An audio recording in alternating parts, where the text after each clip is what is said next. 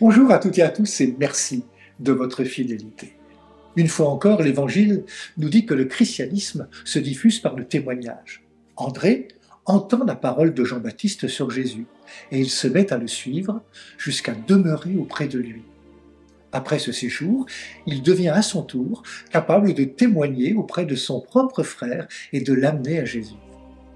En cette année jubilaire, nous sommes invités à être les témoins de l'espérance. Et nous le serons si nous acceptons, comme Jean le Baptiste, de poser notre regard sur Jésus. Si nous acceptons, dans la confiance de demeurer en Christ, d'être ancrés en Christ, comme l'illustre le logo du Jubilé. Le Christ vient à notre rencontre, comme il est venu à la rencontre de Jean le Baptiste.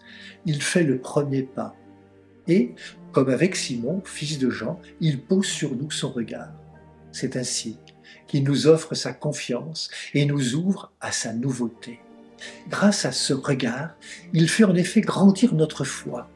Sa parole et son regard ont cette capacité de nous transformer. Elle est créatrice, elle est libératrice.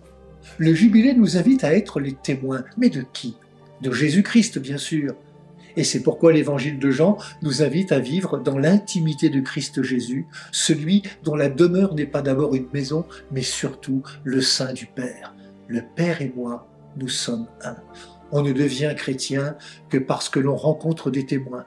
Puis, dans un deuxième temps, l'on cherche à suivre Jésus et enfin à demeurer avec lui. C'est alors que nous pourrons devenir ces témoins de l'espérance que nous offre Jésus, le ressuscité. Bonne journée à toutes et à tous, prenez bien soin de vous et des autres. Découvrir ton visage, habiter ta maison, te connaître.